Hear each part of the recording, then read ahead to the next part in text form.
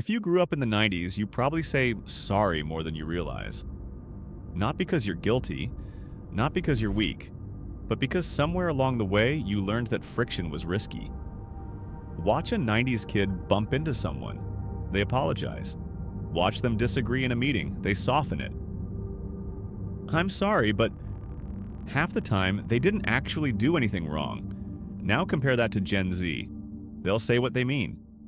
Clean, direct, no cushion. To older generations, that can feel blunt.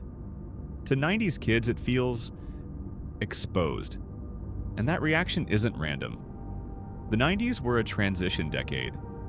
Less privacy than Gen X, less autonomy than Gen Z. You grew up when everything started speeding up. Embarrassment spread faster.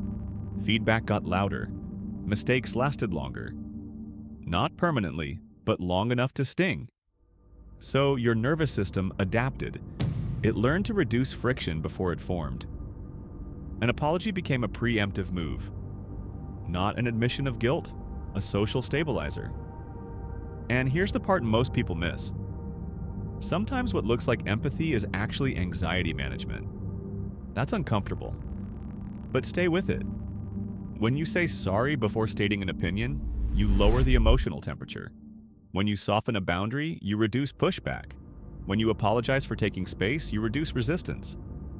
It works, but it also trains something.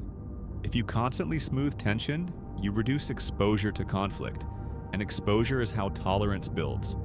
Now here's the subtle shift. If every boundary is wrapped in apology, you never practice holding one without it.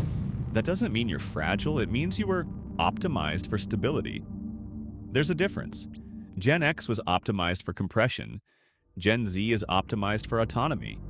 90s kids were optimized for calibration. Reading the room.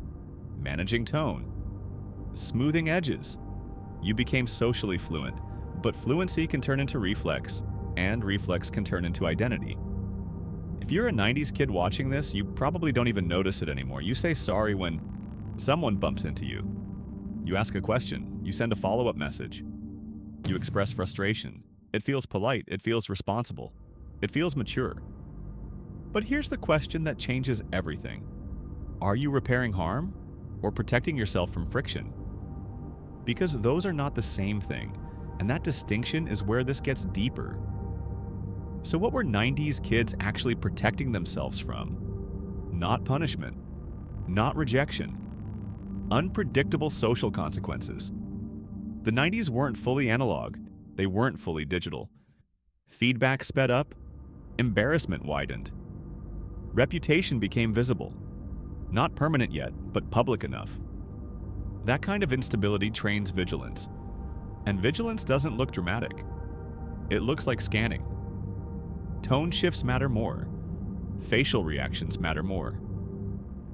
Silence feels heavier. When the brain detects volatility, it searches for control, and control often shows up as de-escalation. That's where the apology reflex wires in. Not as guilt, as regulation. Sorry lowers temperature. It reassures the room. It reduces ambiguity before it grows. The brain prefers predictability. When predictability drops, micro-control strategies rise. Now here's the shift. Many 90s kids believe they apologize because they care, and sometimes they do. But caring and regulating aren't the same thing. Sometimes what looks like empathy is anxiety management, and most people don't like admitting that. Because it reframes the behavior. You're not always saying sorry for them. Sometimes you're saying it for you, to calm the interaction, to soften the edge, to stabilize your own nervous system. It works, but it also shapes tolerance. If you constantly smooth friction, you reduce exposure to conflict, and exposure is how resilience forms. Some people call that maturity, others call it avoidance. That's where interpretation splits. If every disagreement is pre-cushioned, you don't practice standing firm without it. That doesn't mean weakness, it means optimization. Gen X was optimized for compression, Gen Z is optimized for articulation. 90s kids were optimized for calibration, reading tone, managing perception, reducing volatility. That skill is powerful, but when it becomes automatic, it becomes invisible. And invisible patterns feel like personality. Now, here's the deeper tension. If your nervous system learned that directness increases risk, clarity can feel unsafe, even when it isn't. That's why setting a boundary without apology can feel physically uncomfortable. The body reacts first, the explanation comes later. People call that insecurity. Sometimes it is, but often it's patterned threat reduction. So here's the real question. If apologies became your shield, what happens when you lower it? Does the room feel heavier? Does silence stretch longer? Does your chest tighten? That reaction isn't fragility, it's conditioning. And conditioning can be updated, but only if you recognize the strategy first. Because once you see that sorry was regulation, you can choose when to use it, instead of using it automatically. And that choice is where identity begins to shift. This is where it stops being about language. Because over-apologizing doesn't just change how you feel, it changes how you're perceived. And perception shapes identity. When you soften constantly, older generations don't see regulation. They see hesitation. Gen X often values compression. Fewer words, stronger delivery, no cushioning. To them, clarity without apology signals confidence. So when they hear constant sorry buffers, they don't hear politeness, they hear doubt. Now flip it. When a 90s kid hears Gen Z set a boundary without apology, it can feel abrupt, sharp, even aggressive. Not because it is mine, but because it skips the smoothing ritual. Each generation reads the other through its own conditioning. One sees insecurity, one sees harshness. Neither sees strategy, and that's where identity conflict forms.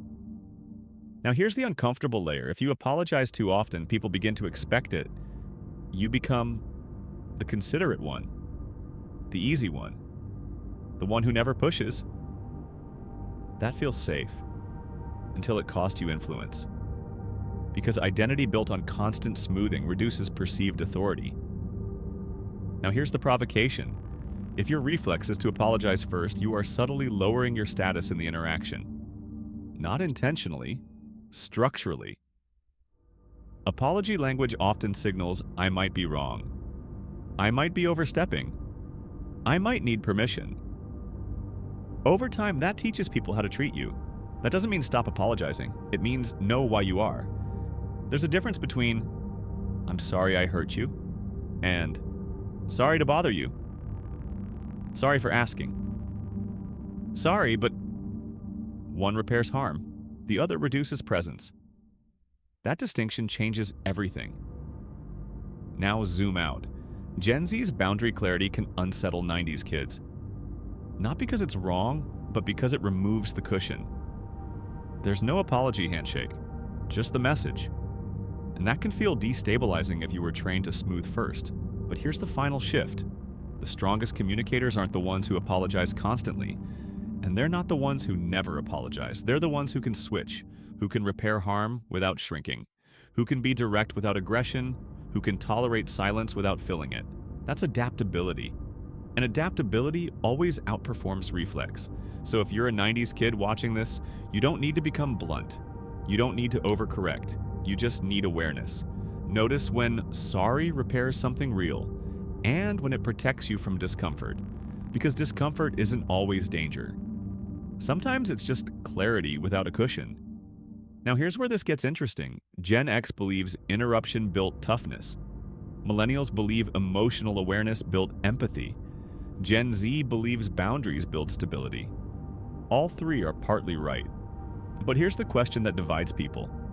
Is constant apologizing maturity? Or is it social insulation? And if someone removed sorry from their vocabulary tomorrow, would that feel confident to you or threatening? Because your answer to that probably reveals more about your generation than you think.